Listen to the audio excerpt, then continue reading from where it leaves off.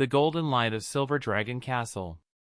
The study room of Silver Dragon Castle was a sanctuary of elegance and tranquility, bathed in a soft, golden light that filtered through the tall, arched windows. The room was adorned with intricate carvings of dragons and roses, a testament to the castle's regal heritage. The walls were lined with shelves filled with ancient tomes and scrolls, their spines gleaming with gold and silver lettering. A large oak table stood at the center, its surface polished to a mirror-like sheen.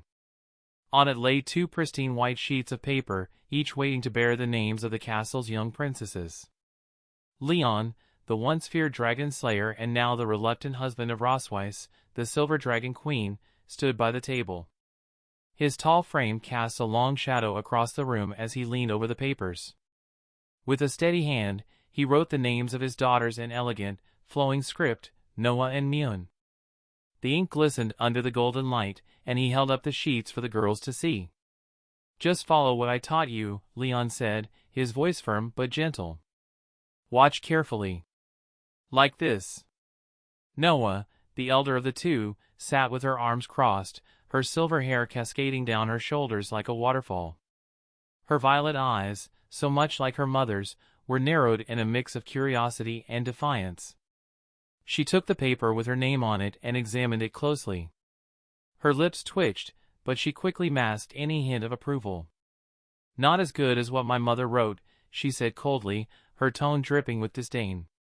She held the paper as if it were a mere scrap, though her eyes lingered on the elegant strokes of her name.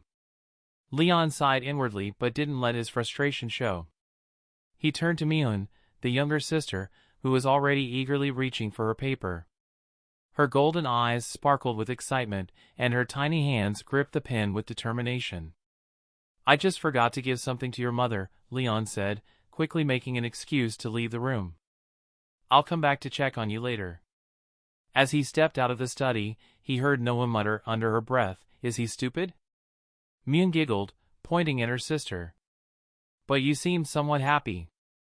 Noah's face flushed a deep red, resembling a ripe tomato. "No, I'm not." "Go and write it down quickly." The Red Dragon Queen's arrival. At the gates of Silver Dragon Castle, a figure approached with an air of regal authority. Her presence commanded respect, and the guards immediately straightened their postures, bowing deeply as she passed. Her fiery red hair flowed like molten lava, and her piercing amber eyes skinned the surroundings with a mix of curiosity and amusement. This was Isha Melkf, the Red Dragon Queen and elder sister of Rosweiss. Rosweiss, who had been waiting eagerly, rushed forward and embraced her sister. "Sister, long time no see." Isha returned the hug, her laughter ringing like a melody. "It's been a year, hasn't it? You look much more rosy than before." Rosweiss blushed, her silver hair shimmering under the sunlight. "Really?" "No, I don't think so." Isha's gaze wandered, taking in the grandeur of the castle. "I heard your husband has woken up. Why can't I see him?" Rosweiss hesitated for a moment before replying, "He's feeling a little unwell today and can't meet for the time being." Isha raised an eyebrow, a sly smile playing on her lips. "Is that so? What a pity. I was looking forward to meeting the Dragon King who kidnapped my sister." Rosweiss' cheeks turned an even deeper shade of red. Dragon King's bonding is all about profit and clan. There's no love involved. Isha leaned in closer, her voice dropping to a whisper. "But you and the man in your family got married and had babies at the speed of light. Your relationship must be very good, right?" Rosweiss stammered, her composure slipping. "Does being married and having children mean the relationship is good? I am not attracted to him, not now and not in the future." Isha chuckled, clearly enjoying her sister's flustered state. "Still as tough as before, I see." Rosweiss quickly changed the subject, linking her arm with Isha's. Okay, it's been a while since we last met. Let's go to the garden and chat while walking." The Dragon Pattern's Resonance. Unbeknownst to Rosweiss, Leon was observing the sisters from a hidden vantage point. He held a telescope to his eye, his expression a mix of curiosity and mischief. "So, that's Rosweiss' sister," he muttered to himself. Let me see how far the dragon pattern can reach. As the sisters strolled through the garden, Isha began to discuss the recent developments within the dragon clans. The dragon clan has been a little unstable lately, especially the Red Flame Dragon King. That guy has been very active recently. Roswei's expression turned serious. Constantine? Really? He hasn't been seen for years. Isha shrugged. Who knows? He's a hot-tempered guy. Maybe he wants to take the opportunity to expand his territory. At that moment, the dragon pattern on Roswei's chest began to glow faintly, a sign that Leon was testing its limits. She gasped, her hand instinctively moving to cover the mark. Isha noticed her sister's sudden discomfort. What's wrong? Roswei's forced a smile. No, nothing. Sister, please continue. But the dragon pattern's resonance grew stronger, and Roswei's found it increasingly difficult to focus. Damn dragon slayer! She cursed inwardly. Isha continued, oblivious to her sister's struggle. Just in case, we need to strengthen the border defenses.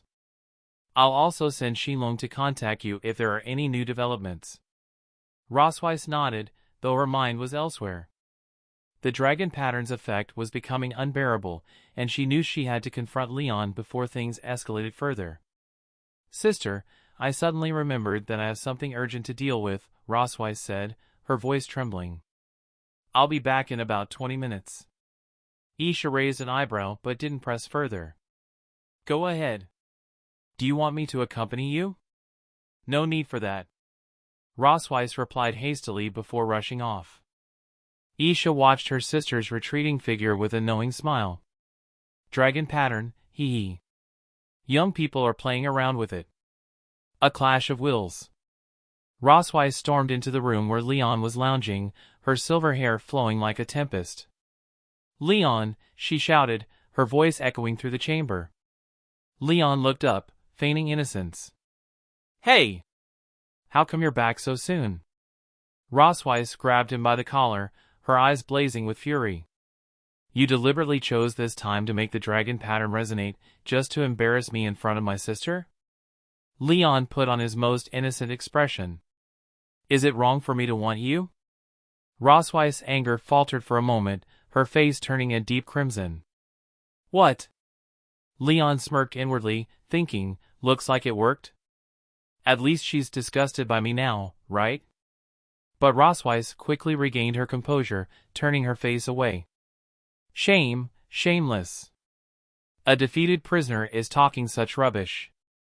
Put away your dirty thoughts. Leon stuck out his tongue behind her back, amused by her reaction. I'm so scared. As Rosweiss left the room, Leon couldn't help but reflect on the strange feelings stirring within him. Why is it that when I think of her face, my heart beats so fast? He shook his head, slapping himself lightly. Wake up and stop thinking about nonsense. The kids are still waiting for me to come back. The children study. Back in the study, Noah was diligently practicing her writing, her brow furrowed in concentration. Myun, on the other hand, was more interested in playing with her pen, balancing it on her upper lip. Why hasn't Dad come back yet? Myun asked, her voice tinged with impatience. Noah didn't look up from her paper. Who cares? Just focus on your writing. But despite her words, Noah couldn't help but glance at the door, a faint smile tugging at the corners of her lips.